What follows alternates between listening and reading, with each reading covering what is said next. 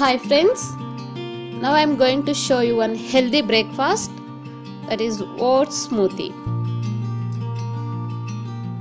Here we are taking instant oats. It is a combination of dry fruits and cornflakes and oats. We can buy these type of oats from the market. These are available in the market, so you can buy from there. Now you can see the preparation.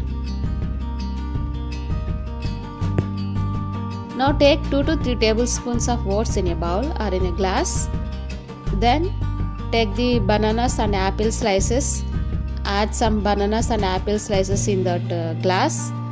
Then add boiled milk in that glass and mix all these ingredients in that glass. Then garnish with the honey. Now this is very simple and healthy recipe also. You can make this one in 2 to 3 minutes just.